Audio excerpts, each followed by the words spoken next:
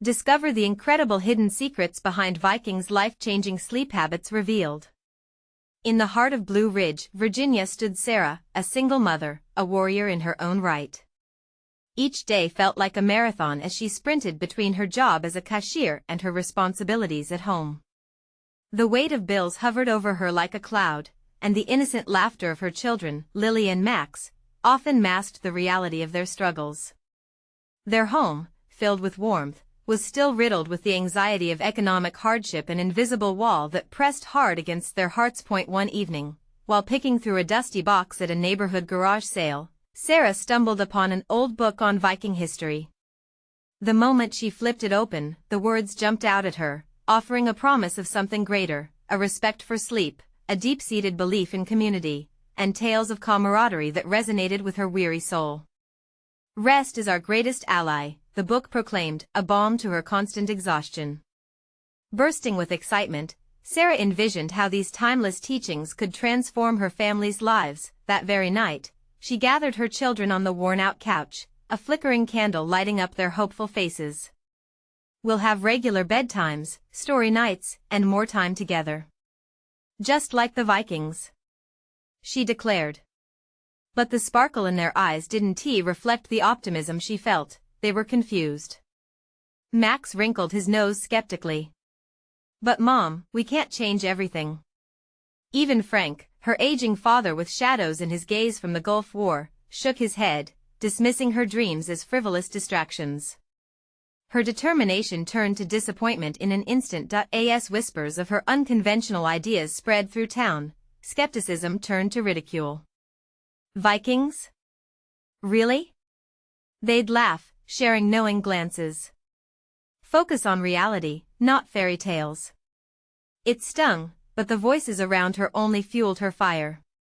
Sarah was resolute. She had to bring her community together, to embrace the healing power of sleep and connection even if they turned up their noses. Before long, a violent storm hit Blue Ridge, a fierce reminder of their shared vulnerabilities. That night, homes flooded, trees fell, and darkness wrapped the town in despair. People were displaced, and Sarah felt a shift in the air. In her heart, she saw an opportunity, a spark of hope in the dire situation. "We can come together," she called out, her voice a rallying cry for families to gather. With open arms, she welcomed those in need, turning her home into a safe haven, but the storm stirred unease between her and Frank. His struggles were palpable, each encounter steeped in unspoiled fears. Tensions rose as they clashed over the purpose of her movement. Meanwhile, outside her window, families began to gather. Laughter replaced sorrow as they shared stories by candlelight, inspired by Viking traditions while forming new bonds in the face of adversity. Before we continue, I need to let you know about something important that's happening. YouTube has been making changes to the system and many people are losing notifications from channels they follow. If you're enjoying the content, hit that bell and mark all notifications so you don't miss the next videos. And if you can drop a like, it really helps me with reach. Seriously, it makes a difference. Oh, let me know in the comments where you're watching from. I'm always curious to know who's on the other side of the screen. Now let's continue. As the date for her sleep revolution approached, doubts loomed like the storm clouds that had just passed. What if nobody came? Was she really ready to confront the skepticism of her father and neighbors? The anxiety twisted in her stomach like a coiled spring, ready to snap. Yet, amidst the chaos, an ember of hope remained lit within her. Would Blue Ridge embrace her call to unity, or would tradition snuff out her dreams? The clock ticked down, leaving Sarah clutching her beliefs tightly, desperate to see if change was possible or if she would stand alone once again. The day of the sleep revolution dawned with a fading sky that mirrored Sarah's heart, an odd mixture of hope and fear. She rose early, the remnants of last night's laughter echoing in her mind. The faces of her neighbors, warmed by candlelight and shared stories, had ignited a fire of purpose within her. Yet as she stood in the kitchen, preparing for the gathering, doubt gripped her once more. She peeked through the window, searching the street for signs of life. Would they come? Lily and Max shuffled into the kitchen, still in their pajamas, with pillows in hand. "Are we having a sleepover?" Lily's eyes sparkled with curiosity. Max yawned, struggling to keep his eyelids open. Just moments ago, they had been swept up in their mother's dreams. But now, Sarah saw them as soldiers on the front line of a battle she had waged alone. Sort of, she replied, forcing a smile. We'll share stories, and like Vikings? Max interrupted, curiosity now fully piqued. Exactly. Just like Vikings, she beamed with renewed spirits. As Sarah busied herself decorating the living room with blankets and twinkling fairy lights, the doorbell rang. Her heart raced. She opened it slowly, revealing a hesitant face Emily, a neighbor whose name often echoed behind whispers of doubt. I thought I'd come by, she trailed off, glancing back at the rain-soaked streets. Sarah's heart swelled with gratitude. We're just getting started.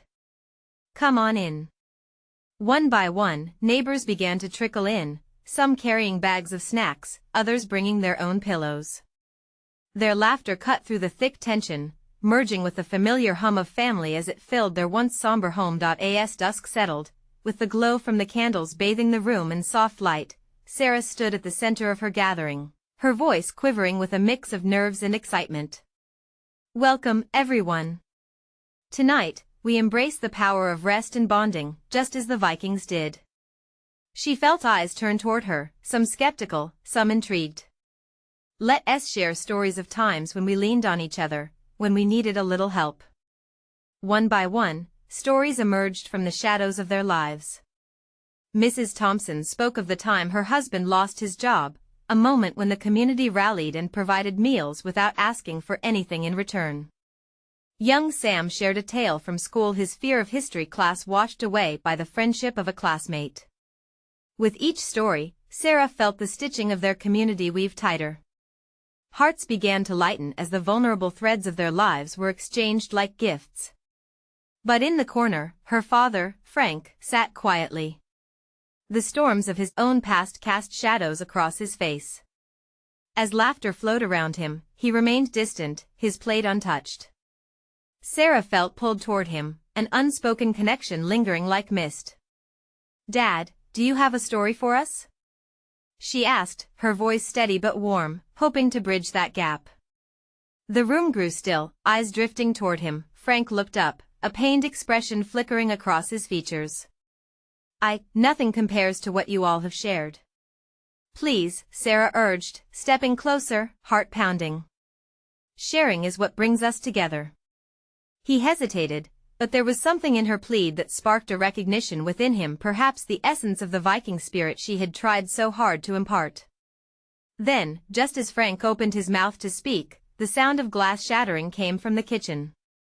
A collective gasp erupted, pulling them back into the present.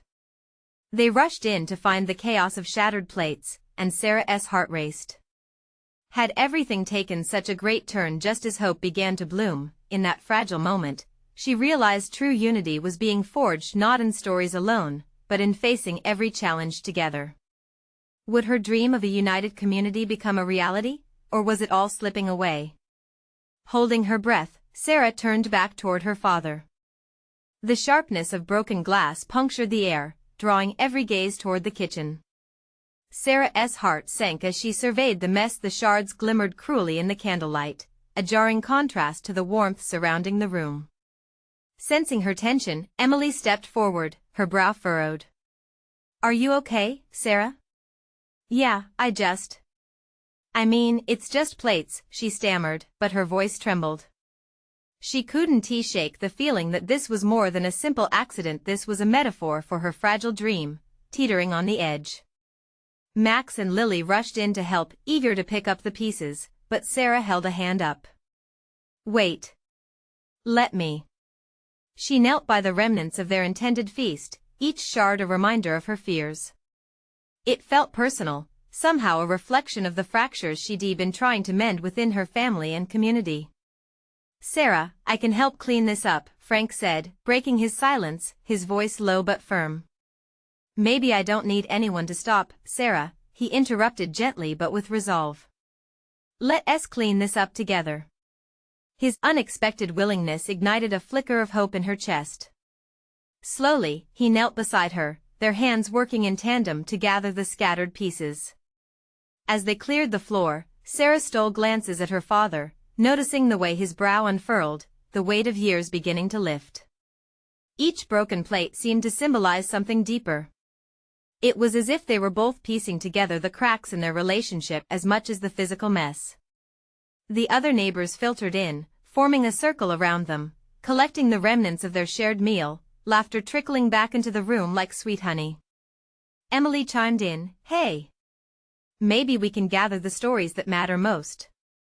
Like this." She picked up a piece of glass with a small flower design.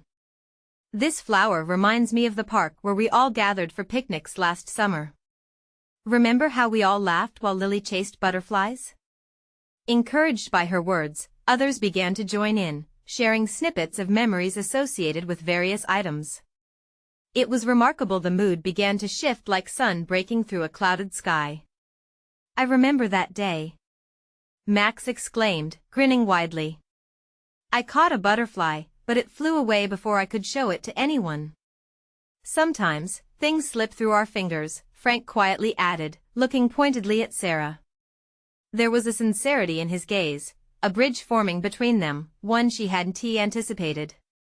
As the shards faded from view, replaced by light banter and budding recollections, Sarah realized the gathering had taken on a life of its own. They weren't only sharing stories, they were stitching together the fabric of their community, thread by thread. And then, unexpectedly, Frank turned to Sarah. "I do have a story, you know.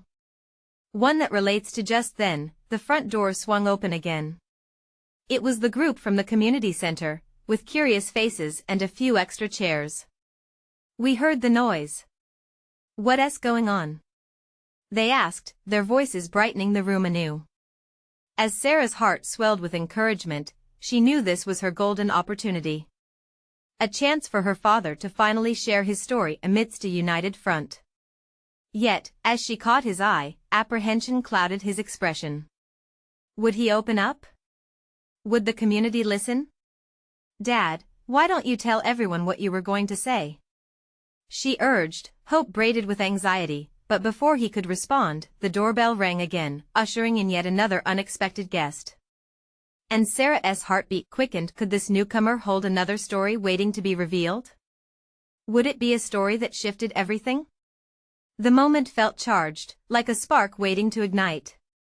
The front door swung open wider, and in stepped an elderly woman Sarah recognized instantly, a colorful scarf draped over her thin shoulders, glasses perched precariously on her nose.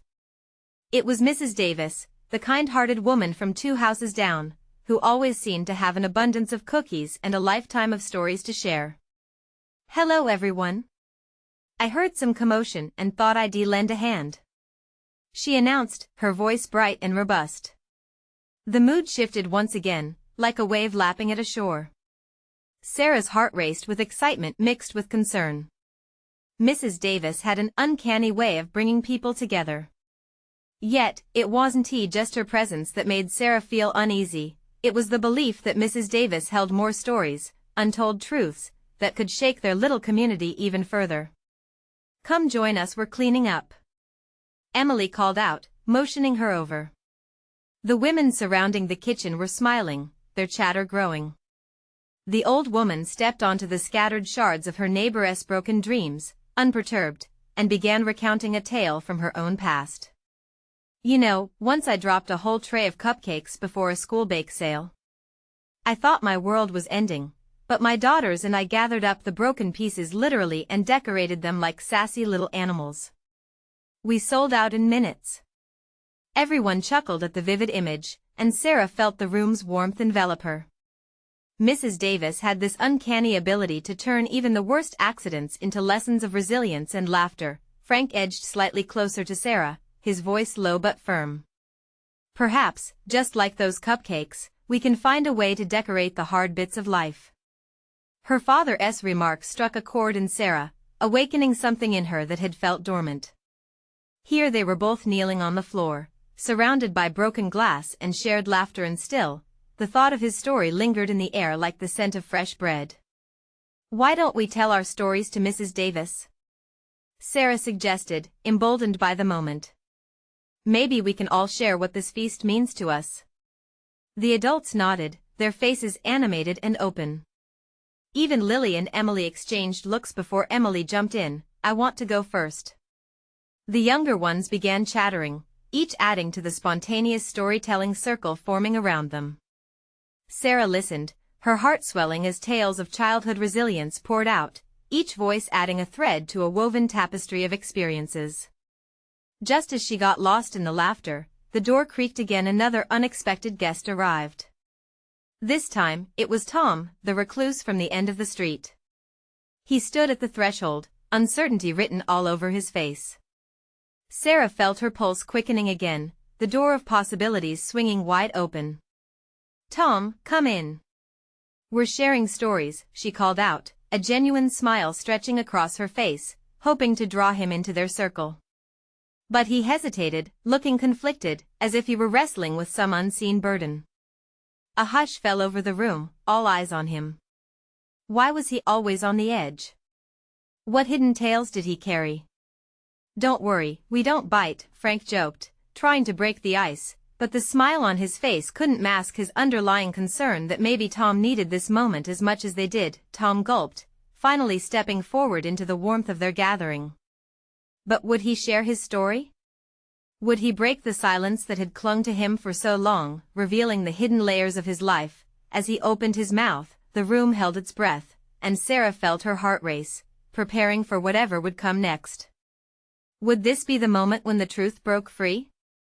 Tom glanced around the room, his eyes darting from one familiar face to another. Every gaze felt like a gentle nudge, coaxing him forward.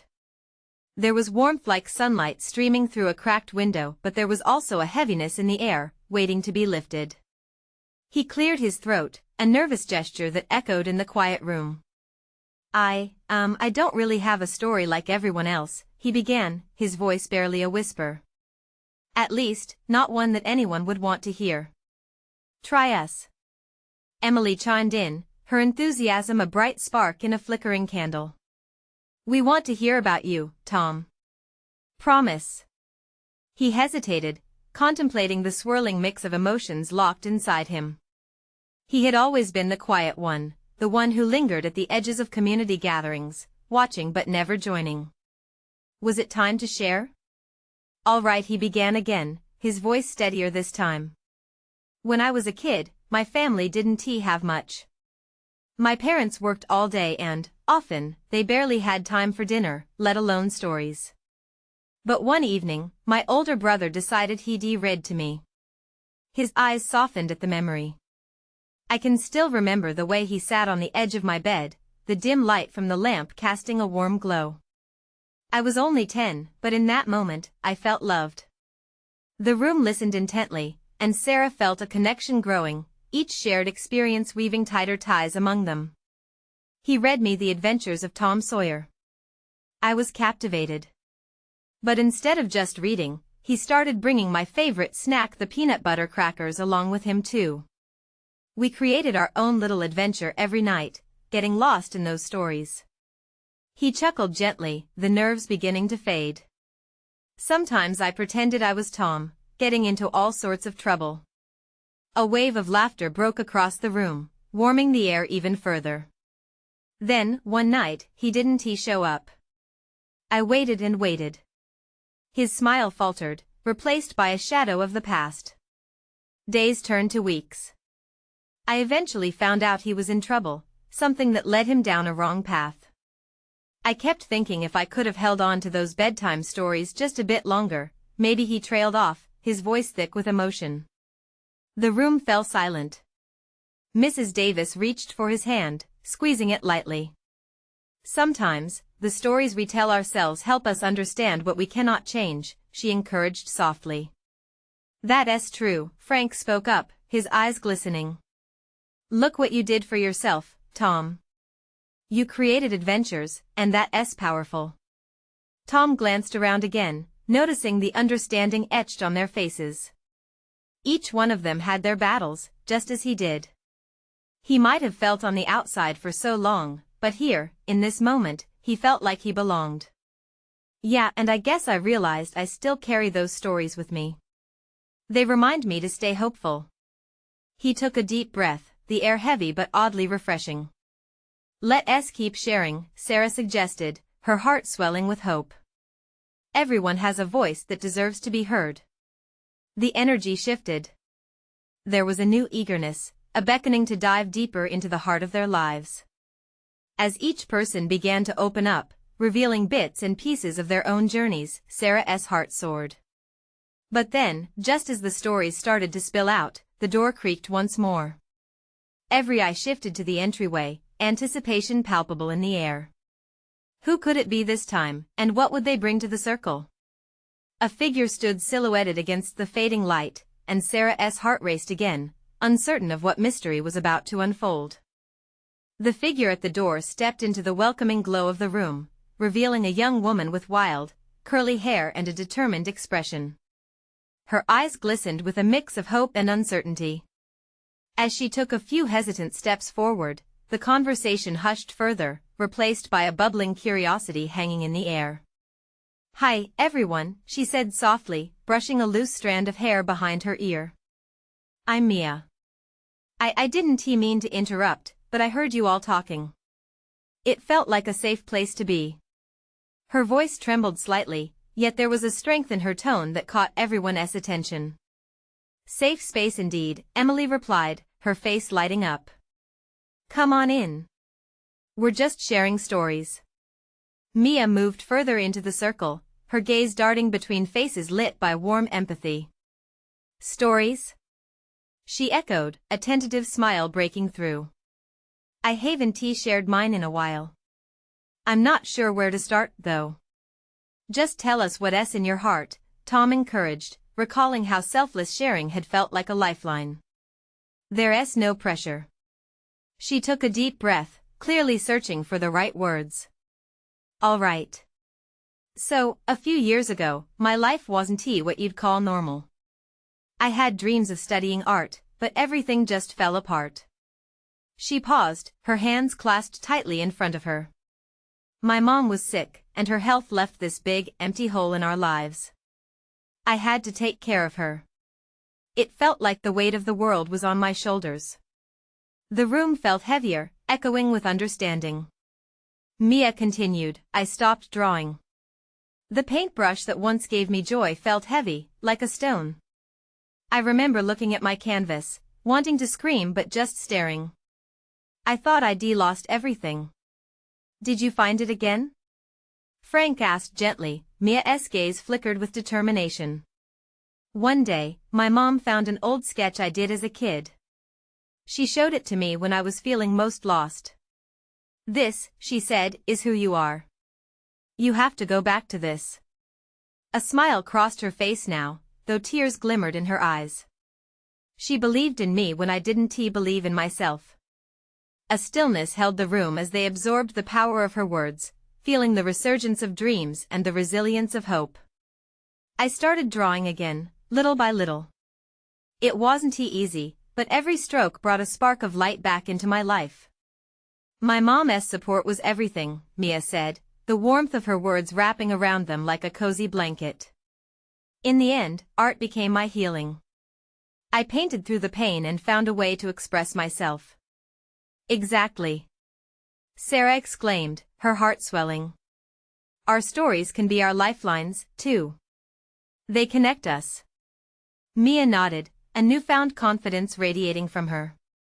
"I guess what I learned is that even in the chaos, there's a path waiting to be discovered. It's just a matter of picking up the brush, or in your case, sharing your stories." The energy in the room shifted, brimming with renewed hope and understanding. Together, they were a tapestry of shared experiences, each thread a vital part of the whole. As warmth filled the space, the door creaked again, and the group's attention turned, hearts racing once more. What awaited them now? What more could this gathering unveil? A moment of truth was on the horizon, and they could all feel it. The door swung open wider, revealing an older man with a gentle demeanor. His silver hair caught the light, giving him an almost ethereal appearance. He held a small canvas bag tightly at his side, his eyes scanning the room in a searching, almost anxious way. "Hi, I'm Leo," he said, his voice warm yet slightly unsteady. "I didn't mean to eavesdrop, but I heard you talking about stories. Can I join you?" "Of course," Emily said, gesturing towards a chair. "We're just sharing our journeys. It's a safe space." Leo nodded appreciatively and took a seat, placing the bag on his lap. He looked around at the faces before settling on Mia, whose story had clearly touched him. "I could use a safe space," he confessed, taking a deep breath. "There's a lot I've been carrying. I retired recently and thought I'd have it all figured out. But I feel lost, like I slipped through the cracks." "Retirement can shatter the routine we're used to," Tom said, nodding in understanding. "What do you want to do?" "I want to paint," Leo said suddenly, as if saying it aloud made it more real. "I used to, you know. But life just got in the way." He glanced down at the bag, his hands shaking ever so slightly. "And now I don't know if I still can." "Why not start again?" Mia asked, feeling a kinship with him. "Maybe it could help you find your way back." He smiled sadly. "I brought along some supplies. I thought maybe, just maybe, I could find the courage here." Leo reached into his bag and pulled out a well-loved sketchbook and a few worn-out brushes. The group watched him with rapt attention as he laid the supplies on the table, sorting them carefully. "I remember my wife used to say art was just as much about the process as the product. She painted beautiful landscapes," he mumbled, a hint of pride in his voice that was quickly overshadowed by sadness. "After she passed, I didn't know what to do with all of this." A silence enveloped them. Each person felt the weight of his loss, an understanding that connected them deeper than words. "It's so easy to forget that we can still create beauty, even in our pain," Leo continued, his hands trembling a little as he held a brush. "But I'm afraid, what if I've forgotten how?" Mia leaned in, her voice fierce yet tender. "You haven't. It's just been waiting inside you. There's still beauty in your memories." "I don't want this to just be another reminder of what I lost," Leo whispered. "What if I take that leap and fail?" "Maybe the failure is part of the process," Frank interjected, leaning forward as well. "What matters is showing up, just like all of us did tonight. Sometimes it's about sharing our scars, not hiding them." Inspired, the group began to speak up, sharing their fears and dreams of starting anew. They painted a picture of resilience and hope, blending together their colors into something vibrant. The evening took on a life of its own, buzzing with potential as Leo cautiously dipped his brush into paint, his heart pounding with the thrill of creativity that had long been dormant.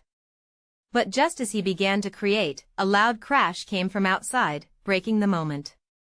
The room froze, every heart skipping a beat as they turned toward the door, uncertainty creeping in.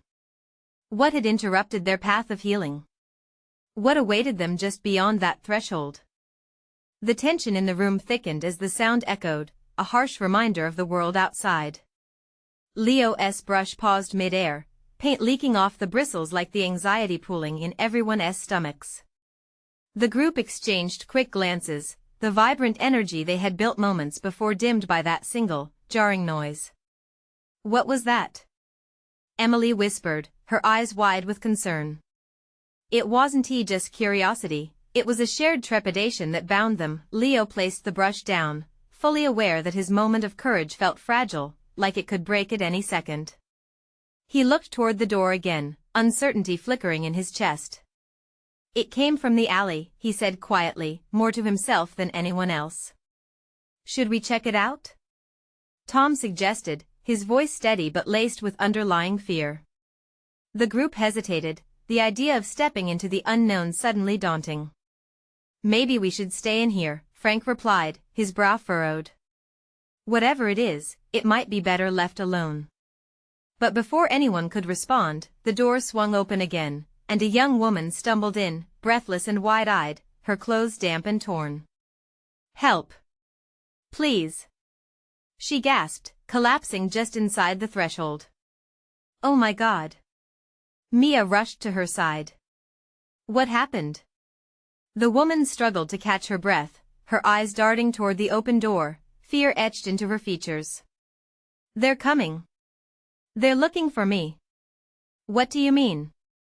Leo asked, his heart pounding. The vibrant colors of paint on his palette seemed to fade away against the starkness of her panic. Who's looking for you? Emily pressed, kneeling beside the girl, trying to offer comfort. The ones I escaped from, she stammered. I didn't know where else to go. I heard you talking about stories. I thought this might be a safe place. Her voice cracked, each word fueled by terror. The group exchanged shocked glances. This was more than they had anticipated. The vulnerable moment had morphed into an urgent call for action.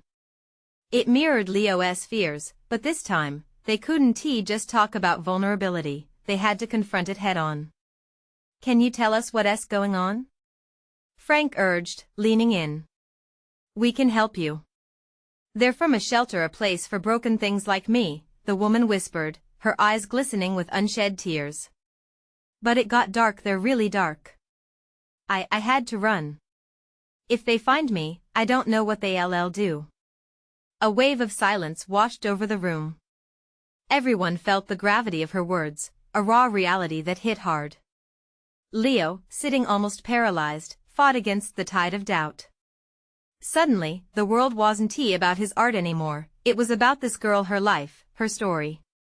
We can help, we just have to know what to do, he said firmly, surprising even himself with his own resolve. Mia nodded vehemently.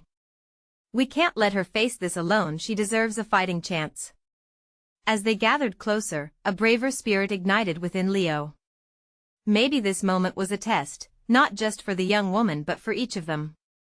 What they had built together in this room, was it strong enough to withstand something so chaotic? What do you need from us? Leo asked, determination blazing in his eyes. But before the girl could respond, another loud noise echoed, closer this time.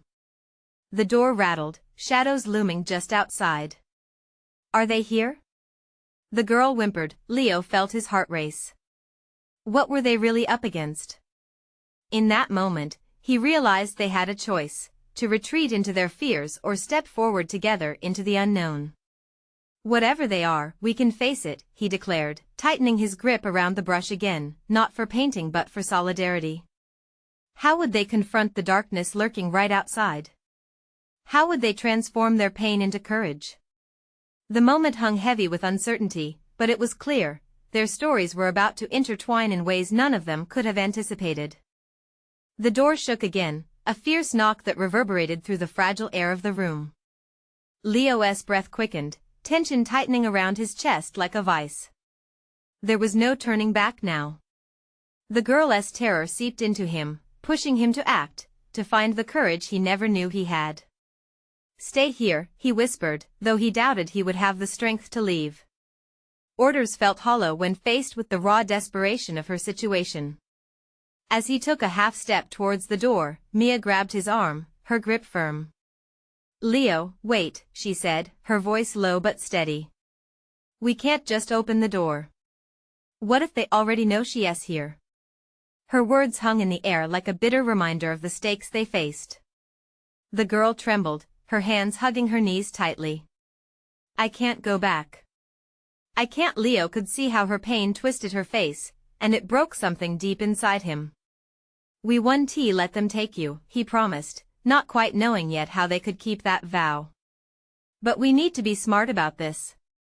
Emily looked around, trying to gather thoughts. If they come in here, we wouldn't just be risking her. We'd be putting all of us in danger. Her gaze darted to the window, peeking through the curtains, waiting for a hint of movement outside. Another knock. This time the sound was sharper, almost demanding, followed by murmurs filtering through the wood. Frank's expression turned solemn. What if they're looking for her? If they have anyone else with them, we can't put ourselves in that position. We can't leave her either, Mia shot back, determination falling over her like a weight. She can't face this alone. None of us can. Leo felt a surge of defiance rise within him. The stakes were high, and the shadows lurking outside only fueled their resolve. They needed a plan, a way to stand united against whatever darkness awaited them. "Okay," he said, taking a deep breath as he scanned the room. "We need to move the furniture, block the windows. Make it harder for anyone to see in." Tom jumped in, his fear tempered by purpose. "I'll grab the table. If we can put it against the door." While they worked together, pushing and shoving furniture, Leo caught glimpses of the girl. She was watching them, eyes wide yet glimmering with a flicker of hope. It spurred him on. They weren't just helping her, they were shaping a shared destiny among them all. He caught Mia's eye, and for a moment everything faded away. The chaos, the fear, was replaced with an understanding that unexpectedly filled the room with warmth. They were in this together. The furniture was positioned, shadows stretching across the floor from the dim light filtering through the cracks. The girl drew closer, and Leo felt a weight shift in the atmosphere. "What's your name?" he asked gently. "Layla," she replied, her voice soft. "Well, Lila," Leo said, his heart still racing but steadied by a new purpose. "We're going to keep you safe. You're not alone anymore." She nodded, but the tremors of fear still coursed through her. Outside, the murmurs faded into frustrated voices. It was clear they were searching, looking for someone who had gotten away. Leo's spine tingled with anxiety, knowing that every second counted. Then, a chilling sound pierced the air, a loud crack, as if wood was splintering beneath a heavy weight. The door trembled again, and the shadowy figures outside shifted. "We need to do something now," Frank urged, gripping a chair as if it were a weapon. Leo swallowed hard, heart pounding like a drum. "Okay," he said, voice firm despite the fear inside him. "If they want in, we'll show them we're not backing down." With resolve, each member of the group stood poised, ready for whatever challenge lay on the other side. They had united as a family, a force against the unknown. But deep down, Leo wondered, would their collective strength be enough to confront the darkness knocking so loudly at their door? As he prepared to face the storm ahead, he couldn't shake the feeling that the real test was only just beginning. The room pulsed with a tense stillness, and fear hung thick in the air like fog rolling over the mountains. But within that fear flickered an unquenchable fire, a determination to protect Lila and each other. "Everyone ready?" Leo whispered, forcing himself to meet the eyes of his neighbors. Nervous nods came from the group, a collective strength building as they positioned themselves together. The moment felt monumental, each heartbeat echoed the weight of uncertainty and hope, ready to face whatever lay behind that door. Another heavy knock reverberated, louder this time, demanding, ominous. "Open up. We know you're in there." It felt like thunder rumbling out of the distance. "Stay quiet," Emily hissed, a fiery vigilance in her eyes. "They might think we're gone. We have to make it look like we left." "Go, go," Tom urged, spinning the table against the door to buy them more time. The furniture shifted and scraped together with the tense energy of a storm about to break. Every clatter felt like the pulse of their shared bravery. Leo could sense it, the way they were all coming together, bound not by their individual struggles, but by a shared determination to protect one another. "Stay close to me, Lila," he said softly, his voice a lifeline. She stepped into his shadow, her presence grounding him. The others clustered around them, whispering hurried plans, glancing toward the door.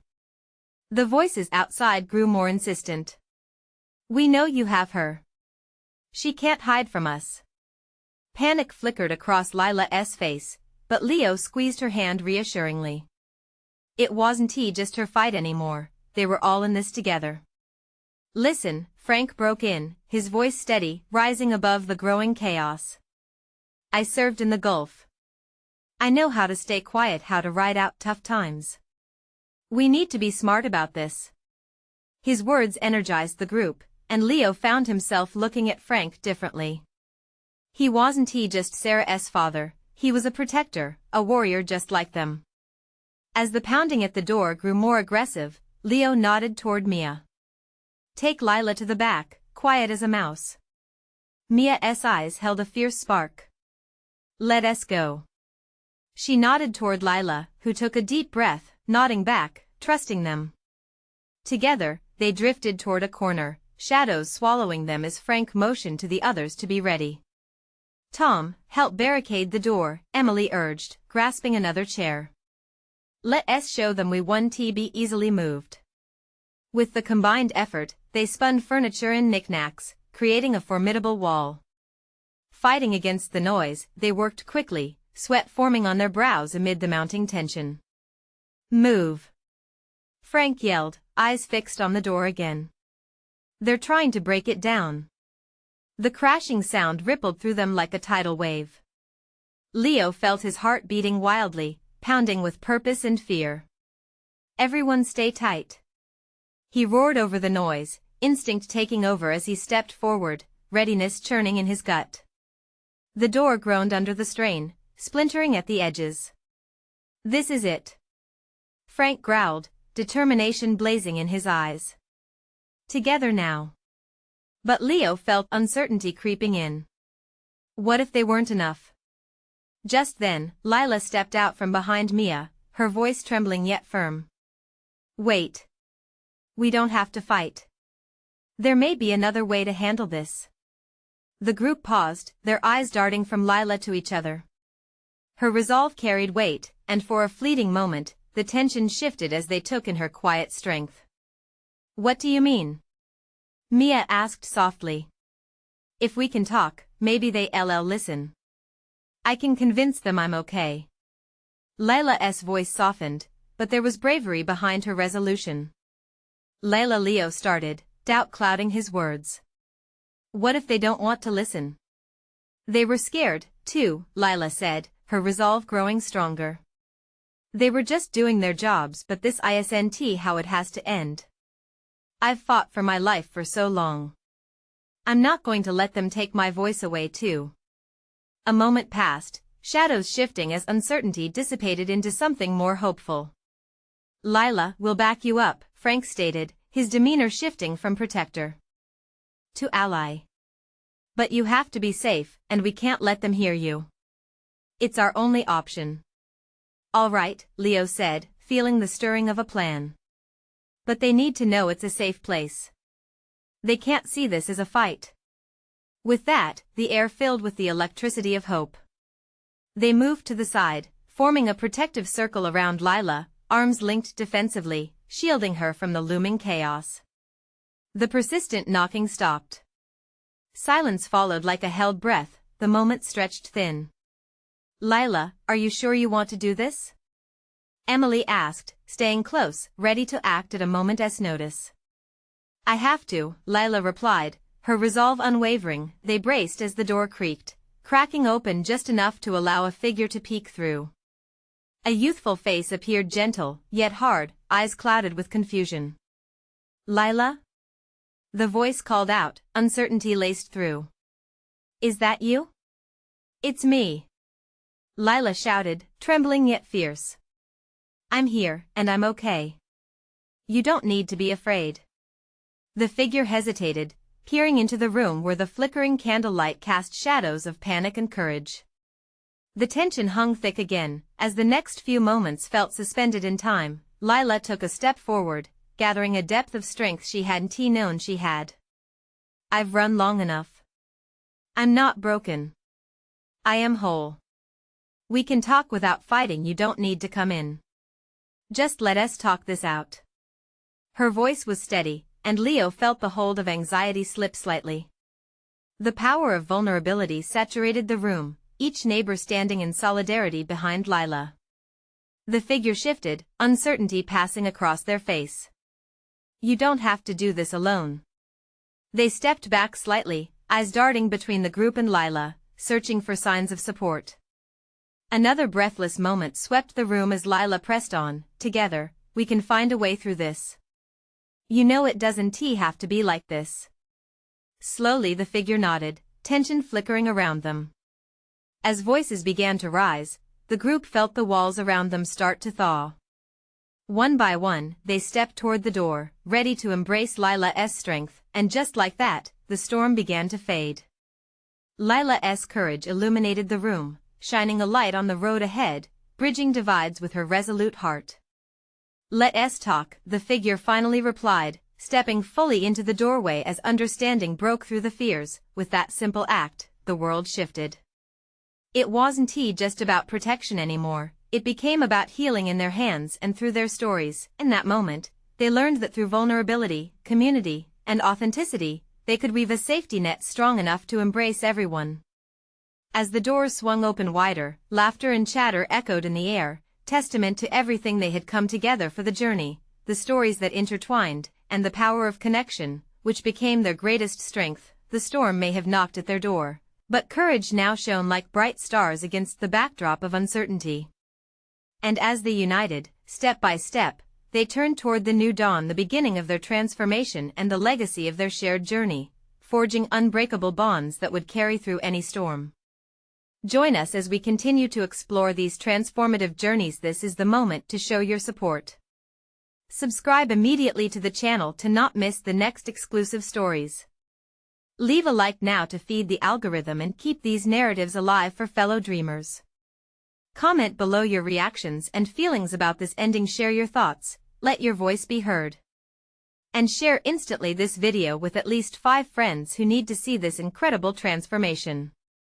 Don't wait not even one more second to support the channel. Only true fans understand the importance of building this community together.